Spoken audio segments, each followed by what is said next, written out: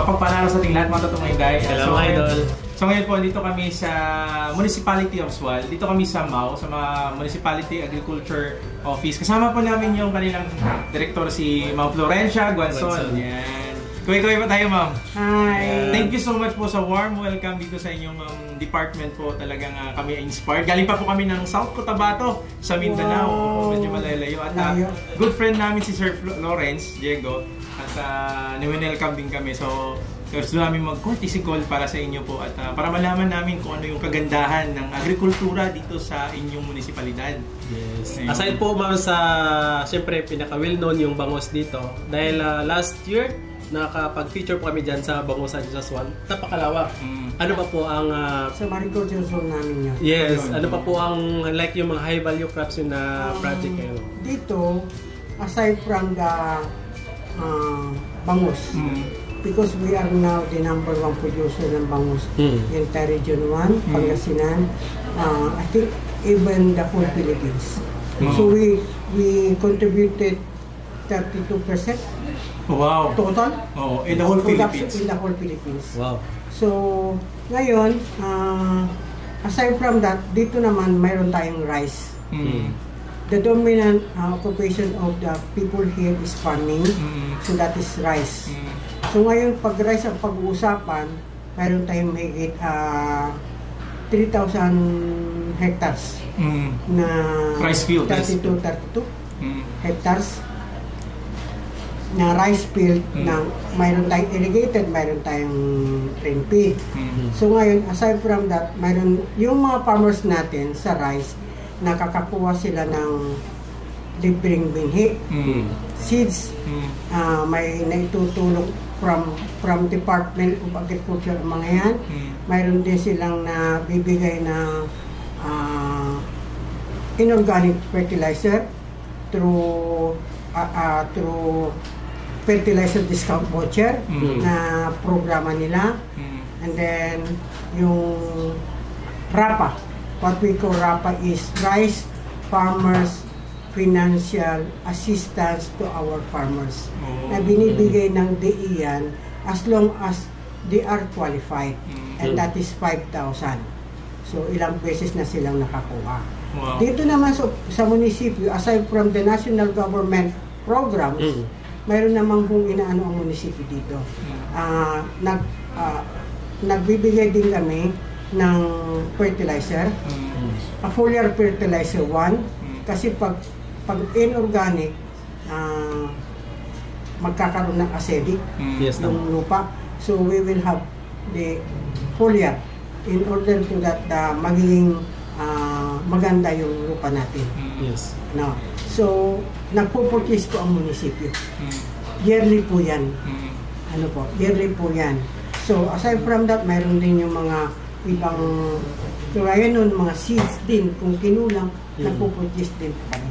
Pero lately, nagiging okay na yung seeds. So, inano na namin yung program ng foliar fertilizer. Ayun. So, ganun po ka-importante talaga yung foliar. Ngayon, yung foliar fertilizer, not only the farmers who produce rice, even the high value, binibigyan po natin yan para parehas yung trato sa mga farmers natin. Yun. So, aside from the rice, mayroon tayong high value. We have here our high value technician, kasi yung si Miss Glay Orquesa, na mayroon tayong pilot barangay and pilot association. Yun ang tinututukan natin na maging ehemplo ng ating munisipyo. Pagdating ng panahon, siya yung magiging show window. Yeah. Because in the mariculture zone, in the fisheries sector, mayroon tayong mariculture zone as the show window into the world. Yun. So, pinupuntahan yan ng iba't ibang regions as well as countries. Ayun, maganda. Just like the parang model siya sa Rhode Island University, sa America, pinupuntahan yan. Nice. That is, I think, yearly kay Dr. Rice. Ngayon. Dito naman, meron tayong mga assorted vegetables, na nakukuha din sa DA, ngayon nagpupurchase din ang ating munisipyo para sa mga farmers natin. Na para hindi na bibilhin yung kanilang uulamin o igugulay sa kanilang hapagkainan. Yun.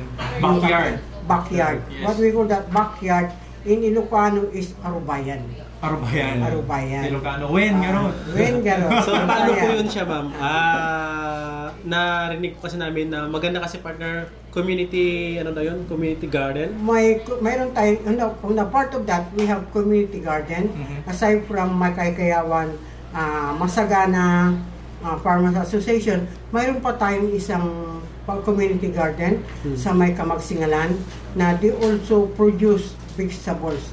At sila, kung sila, makapag produce yung kanilang gulay, yes. magpapatulong sila sa amin ngayon when it comes to market. Oh, nice, nice. So ngayon, nagkakaroon kami na dito ng dito, hindi namin tinatawag na kadiwa. Ano yung tawag natin dyan, Glenn? Agri-trade fair. So lahat ng mga farmers natin dito, when it comes to high value, pinupunta natin yan. Tinutulungan natin yan to get their produce, their products, yung gulay nila. At ibinibenta namin dyan, after flag ceremony ng Monday, ang mga empleyado is bumibili. Nice scheduling. Not only the empleyado, as well as the outsiders na gusto kasi medyo mura. At saka yung fresh na talagang lesser the use of insecticides. Ayun, so parang organic. Daily ang pagbebenta? Hindi po, sir. Yung dito naman kasi is every Monday lang po kami. So once a week? Once a week lang, pero ngayon na-stop dahil wala pa. Kung kunti lang is doon pa lang kulang na. Gaya ng ginawa ni Sir Lawrence na ang ginawa niya is quick and pay pa more. Kaya nga. Kaya doon pa lang wala na kasi dinadayo na siya dito. Hindi na nakakarating dito. Kasi fresh from the garden. Yes, fresh. Yeah. Ang sabi nila is kuha mo, bayaran mo. Diba? Just like in fisheries, bingwit mo, pasol mo, bingwit, bingwit mo, luto mo, bayad mo. Paluto mo yan, bayaran mo. Meron na po dito ganyan? Wala pa sir yun ang next na target. Ay, kay Sir Lawrence.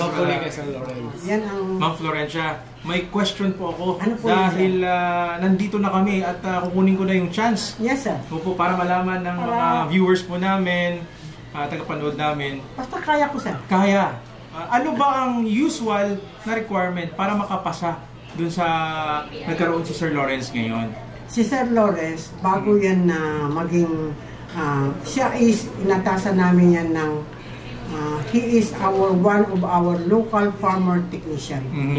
Na hinire po yan ng Agricultural Training Institute ng Region 1, Department of Agriculture. Wow. So dalawa sila, si Miss Banji Batagwas at saka siya.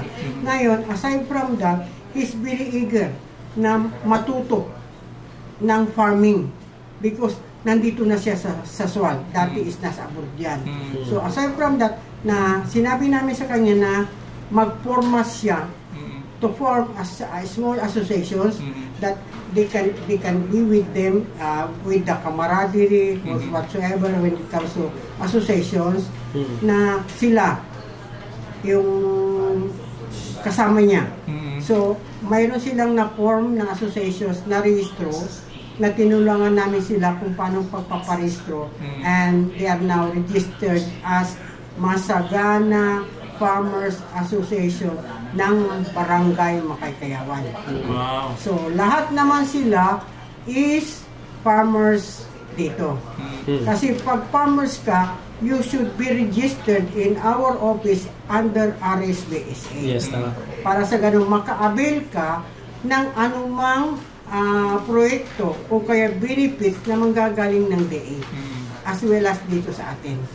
Para hindi sila kawawa naman. Tama. So ngayon, aside from that, natuto na sila.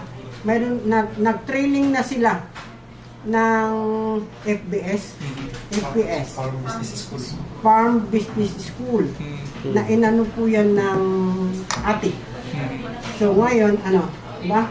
So, kasi I'm now 64. Pasensya kayo kung minsan. Yes po. Natuto na sila doon. So, they have successfully graduate on that particular FBS training. So, yun is every week, once a day. So, that is 20 days. 20 days. In total. Hindi na ako nagkamali. Total of 20 days. So, that is, when it comes to, when it comes to, kung 20 days, that is 5 months. 5 months. 5 months in total. 5 months, tapos sila nag-graduate. Graduate. At doon din sa area kasi hands-on training. Yun. So ngayon, nagkaroon kami ng idea with our staff ng rice at saka high value na magkakaroon tayo ng yung ginawa niyang pick and pay. So we were the author for that. At binigyan namin ng libreng si training Lawrence. Seminar. Not only the training but also the inputs. Yun. Oo. Yun ang maganda. Kaya ngayon, meron na naman yung panibago doon nung nakita nyo. Napunta na ba kayo doon? Yes po, doon po kami. Doon is meron na naman yung panibagong area na doon na naman sila magtatanim. Kaya ang sabi namin sa kanya is hindi yung minsanan, kundi yung ito after 2 weeks dito para ang kanyang pagiging pick and pay is tuloy-tuloy. Yes, so, yan. tama. Yan. Kaya mayroon tayong talong, ampalaya, pipino, okra, sitaw, at saka yung kanyang patula. Iwan ko kung may patula na siya ngayon. Kasi doon din yung demo namin ng rice when it comes to sa purple ants, di ba? Kung paano ang epekto ng product na yon as well as sa parang T0 control. Kaya doon natin nalaman na mayroon palang ang laki pala ng ang diferensya ng control at saka yung product na inispila mo ng gano'n. Ayun. So, yun po. Grabe. Talaga nakaka-inspired po dahil we would like to congratulate you, ma'am, dahil soon retired na si ma'am. At maraming impact. Kasi nag-ikot din kami sa mga municipality. Most kasi sa MAU, ang mga na-head din, mga lalaki. So dito naman si ma'am ay ilang years na po kayo sa service, ma'am Florencia? 43 years. Grabe, no? So, talagang pioneer. Kasi iba't ibang municipality, iba-iba yung project sa sa agriculture. Buti po sa inyo dito ay tuloy-tuloy po. At si Sir Lawrence ang na-award ng ganun isa sa mga projects ninyo. At saka hanga po kami na ganun pala. Wala sa atin yan, partner na. Oh. Diba kami po in agriculture din kami, mga high value crops din, lahat din. Almost lahat din na makita sa bahay ko po, including mga watermelon, ganyan. Pero parang hindi natin naramdaman. Iwan ko lang kung parang walang may nag-existing sa atin na like itong mga community garden. Wala masyado. Support into farmer. Maybe because halos lahat doon is large scale. Large O mga tag-5 hectares kasi. Kinukonsentrate natin kung paano matulungan yung mga maliliit community. Not only here, including our IPs. Yun. May IPs din. Ano po na mga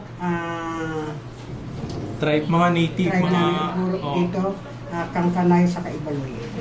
Kankalay? Dalawa. Kangkanay sa Kaibaloy. Igorot sila. Okay. So sila doon nandun sila. So we give them also not only the vegetables, including the forestries. Nare-request naman natin sila sa agency just like DNR. Na kung ano yung itatanim nila doon. Ayun, yun ang maganda. Kasi partner, sila Ma'am Florencia, at saka yung team nila, nagbibigay sila ng seeds. Fertilizer. But then, hindi sila nag-stop doon. Kailangan nila ng information drive. Yes. So, nagiging demo farm nila sa Sir Lawrence. Yeah. So, Yes. yun ang kagandahan. Yun ang naano ko na... That is the show window. Yes po, yun yung naintindihan ko. At saka yung pinaka-lesson doon, kung gusto mo mag-start ng ganito, lumapit po kayo sa MAO or sa Department of Agriculture o sa BFAR o kung ano yung project na meron kayo, mag-connect kayo sa kanila. Tama po ba, Ma'am Florencia? Para mag-guide kayo, matulungan kayo, at may libre kayong training, may libre kayong mga output, Not only inputs. on vegetables, but we have also training on livestock. Oh, see? Because here in Suwal, mayroon ho tayong mga baka, kambing na pinurchase ng munisipyo na binibigay ho natin yan sa mga associations. At within the group of the associations, sila ay pag nakabayad na yung unang recipient, the next recipient will be from the associations also, not outsider. Okay. Para pagdating ng panahon, lahat sila mayroon ng hayop na inalagaan. At ang maganda dyan, partner, sa na-absorb ko is nagbibigay sila ng seeds, fertilizer, may nagtuturo din sila like yung training school, community garden, and sabi nga ni Ma'am, sooner, if matuto na po ang lahat, meron silang sariling garden, hindi na sila bibili. The same time, pwede pa nilang pagkakakitaan. Ginagawa na nila ngayon yan. Yeah. Humihingi na sila ngayon dito ng kanilang seeds within their backyard. Nagtatanim na sila para hindi na sila bibili. Kung minsan nga binibigyan na nga kami dito. Na ma-harvest.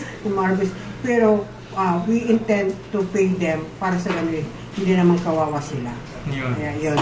Iba yung bulky kasi pag nag-ano sila ng kanilang produce. Tama. Sabi nila kaya ni Sir Lawrence, ano? Pupunta dito, iiwanan niya dito yung kung ilang kilo yung kanyang pipino. So we will the one who will sell for that para makatulong kami sa kanya. Naubos naman po. Ubos. Yan ang maganda. Ubos. Kung kagaya sa atin no, mag-harvest tayo ng mga 500 kilos. Marami kasi. Marami yan yun. Pag ganun na sir, dapat palengke ka na. Dito naman kasi, konti-konti lang. Diyan lang sa may empleyado. Wala na.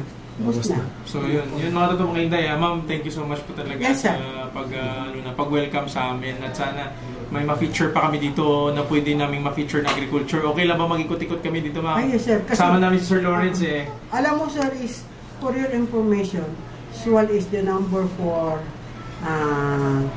community irrigation system ng CIS na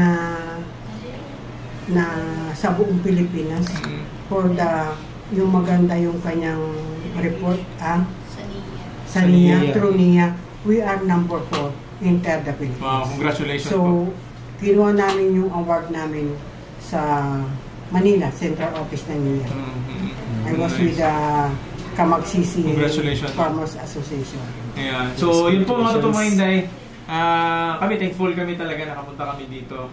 At ito naman ginagawa namin ni partner is to inspire the younger generation to engage into farming kasi yung mga agriculture natin, yung mga farmer natin, sila po yung nagpo-produce ng food on our table. So, kami ni partner, no, hindi kami magsasawa na mag-share sa inyo ng mga knowledge, ideas, technique, at sila ma'am, thank you din at nakapag-share, no, kung paano ba talaga magkaroon ng ganitong demo farm. No? Kung gusto mo mag-connect sa government, no, punta ka talaga sa government. At the same time, not also the farmers, also mga LGU like yung mga MAO na ma-inspire din natin, like meron silang community garden na move, maybe other LGUs and MAO office is makapag-open up din na pwede pala ang ganito mga ideas din. Not only the farmers, we also cater our fisher folks. Fisher folks, yes. Yeah. We, as long as they are registered in our office, yung kanilang mga bangka, motorized or non-motorized, they have, pwede silang magbigyan namin nagbibigay kami ng libre na net. Wow. Na net. Ang tawag dito sa amin sa Ilocano is sigay. Sigay. Yun ang ginagamit nilang panghuli, pangkats ng kanilang fish. So, ngayon is Yearly po naman din. Nagbibigay. Nagbibigay. So yun ang mga sana po yung mga municipality no sa Mau din, na ibang municipality may mga different projects. So sana pagpunta namin sa inyo din mapakita natin din yung inyong mga agriculture. Pero ma'am, last question partner kay Ma'am Florencia. Ma'am, bakit magre-retire na kayo pero ang bata pa ng face niyo po? I am becoming 65. 65 na. Parang 55 lang po eh. Magre-retire na sa 43 years. And yesterday, for your information, I have talked to the PCIC manager. Yes po. And then our mayor na inano ko na ang fishermen, fisher folks, as well as farmers is group insurance sila. Nice. So, ngayon is pinapaano na kami ng master list ng mga farmers at fishermen para ma-insured sila in a year. Okay. And that is what Ma-insured sila. 50,000 yata plus 10,000 sabi nung By group? Sa group? Buo yun, group sila. So, maganda yun. yung bayad nun sa insurance nila, it will be catered by the mayor. Wow. Si mayor na ang magbabayad. Health insurance. Accident insurance. Accident. So maganda project. Ma'am, ano po, pwede pa namin makuha yung ano pong ma-advise nyo sa mga gustong kagaya nyo po dito sa inyo, yung mga project na ganyan, ano ba ang pwede nilang gawin sa mga farmers natin? Sa mga farmers natin. Yes po, yes po. Huwag silang mahiyang pumunta sa opisina. Tama. And then, makinig sila kung ano yung mga requirements na sinasabi namin dito, dapat i-secure nila para they will become a legit farmers. At saka kung ano yung dapat kasi may information dissemination naman tayo, dapat alamin nila yun. At may dito sa office ko kasi mga tao ko is may area of coverage sila. Sila ngayon yung nakatutok sa barangay na direkta. So whatever na problema ng isang barangay, ng isang farmer, doon sa technician ko sila pupunta or kay tatawag kasi mayroon naman silang cellphone. At what else, kung halimbawa gusto nilang pumunta rito, nakausap ako, open ang opisina namin. Yun. Maraming salamat ma'am, maraming salamat po sa iyo ma'am. At thankful kay Sir Lawrence Diego, Ma'am Diego Integrated Farm, thank you so much din. At ma'am, kaway-kaway na dito sa camera. Yan. Mula yan dito sa Mau, no? Municipality Agriculture Office, si Ma'am Florencia Guanzon, yung Municipal Agriculture po nila. Ng Sual, Pangasinan. Kaway-kaway, matutong ngayon dahil. Kita-kita sa sunod na video.